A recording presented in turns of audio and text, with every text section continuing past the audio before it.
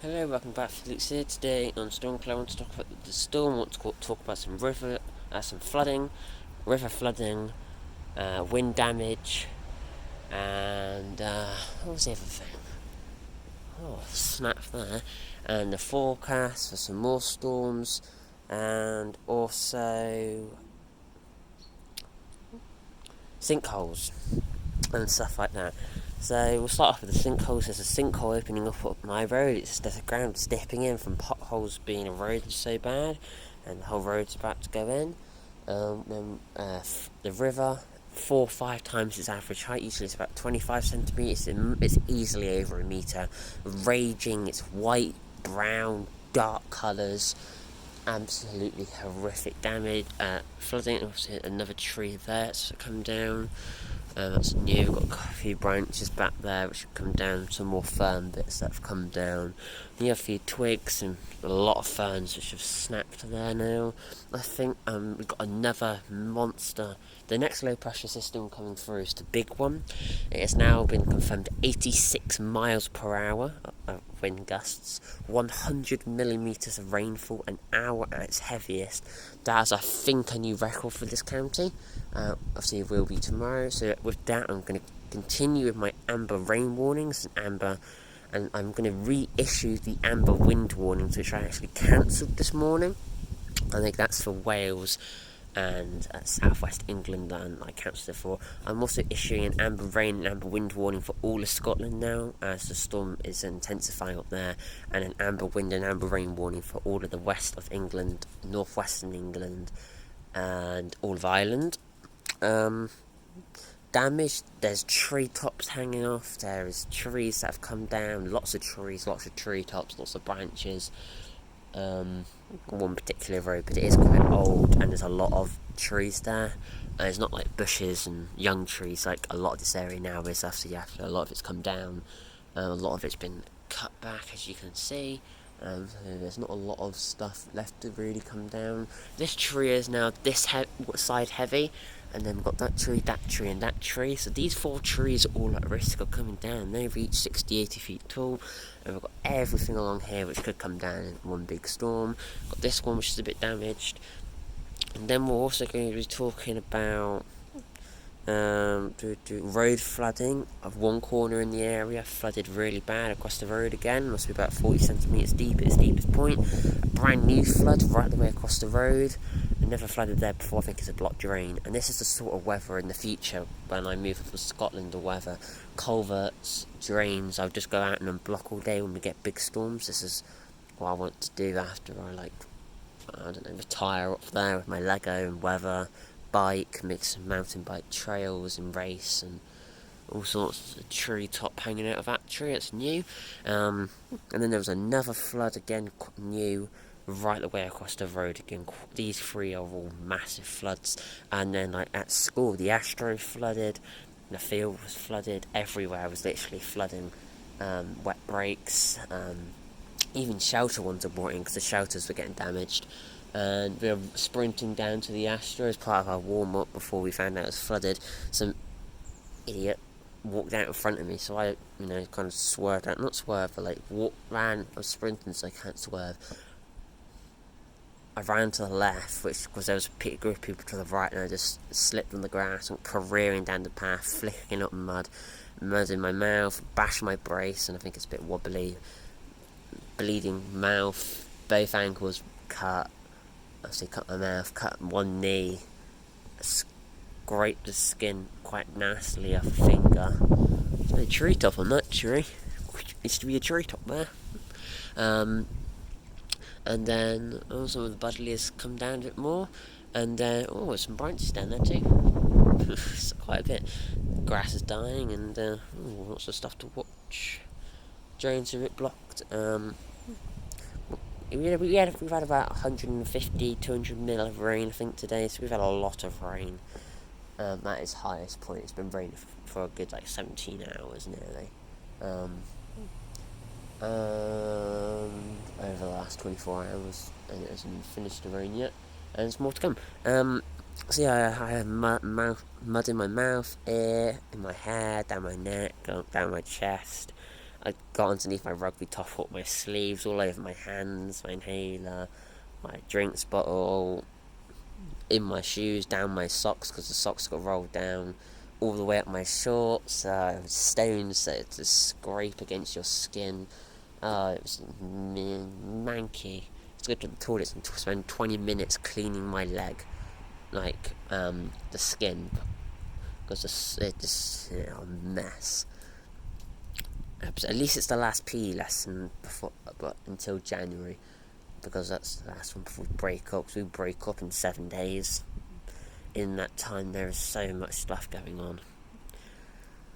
So it's just a weather update and how the storm is going. I see some damage next door. I think there's some branches exposed now. I do see some pretty decent snaps. Nothing too crazy here, and the winds I think topped out about 67, so 3 higher than I predicted, but still pretty accurate. And as the Met Office prediction, it topped out about 20 higher than the Met Office predicted, between 18 and 22 higher. So, but they don't really live here, so I guess it's isolated areas which top out of that. We're one of those isolated areas because the nearest major town is like 500 feet below us. The closest one is one a little bit further, and not the same distance, but adding a tiny bit. And that one's got about 200 feet less, so I should really go off that one. But the hills and everything around here really do change up the convection, and it does create some pretty wild weather up here. We're literally like a microclimate on top of this hill. It's crazy. We're not even at the top of it. I think we're at the 550 feet elevation. It goes up to about 800 feet, so, and that's where all the icicles and abandoned structures and really nice views and all sorts. You can see views for like 150 miles. You can see abandoned structures, icicles, frozen kind of rivers, but only flow when it's heavy raining. Oh, there's a snap there too. Yeah, I'm also going to do a bit more Lego. Trying to get that tidy. And yeah, the next band of stormy weather is coming in very shortly. They've described it as a large hurricane style because of the structure of it. It's got an eye, which is quite unusual. Well, not unusual, actually it kind of is for a low pressure system hitting the UK. Generally they don't have that ice form because, like, yeah. But this one's got an eye, so it's definitely bad. It's been nearly 100 miles per hour again. We get hit by a weather front which reaches probably about 90. Scotland get hit by that 105, I would expect. 125 Highland areas. I'm not issuing a red wind warning just because they're so used to strong winds. I might issue a red, actually. I don't think it's necessary, because the areas which will get it are really high up, and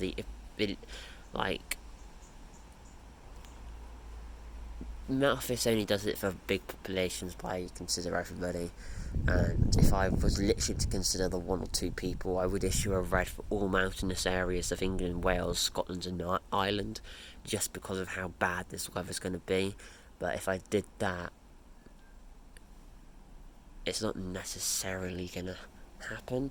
Like, 125 is possible out to sea island areas, but they're already under a red by different countries, like France and everything. Had the other day the Canary Islands had a sperm whale wash up, and it had £500,000 worth of floating gold inside its intestines. It weighs 50 to 60 kilo, or 55 to 60 kilogram block. I don't think it's actually gold. I think it's like what they call it because it's so wet, so rich. This type of material, whatever it is. I did a bit more research on it, and I said in the post I put out about. I was talking to Quick with Z, and about the storm suddenly slowed down. It was because of quite a rare weather event where the high pressure suddenly bounces out, and that obviously made the storm kind of stop, but all the rain backed up, so the rain was actually worse than it should have been. Still in an amber region, but definitely worse than it should have been. It all backed up. It came later than it should, but it came down a hell of a lot heavier. Like, the erosion at school is ridiculous. There's a foot trench on one bit. Most of that has been from today. There's trenches along the edge of paths. There's literally material everywhere. Rivers that shouldn't be rivers. The gutters all filled up from the amount of moss that was just being just destroyed and blocking the drains. So, rain is one of those things where the Met Office don't issue a rain warning until quite late, but I think it's just, I'm not too sure why, but you can see it's not too windy at the moment. And amber rain was the right decision. I could have put it into a red, but red is like when entire neighbourhoods get flooded out, and that wasn't the case because it wasn't that persistent. It was quick. It rained for about 4 or 5. I don't think it was quite 6 hours. It rained for about 8 hours. Heavy, but very heavy. It was about 3-4 hours, and that's what's caused the most disruption. But because everybody was at work, at school, it wasn't going to cause too much road disruption. Businesses were flooded in the area. Houses were flooded. The Met Office only issued the yellow. I think an amber was the right decision. Red literally would be catastrophic, and we were close. Not close, but we were definitely 100% in it. We were definitely in an amber. The dogs want to go in. Thank you very much for watching. Please remember to like, subscribe, and see you next time. Goodbye.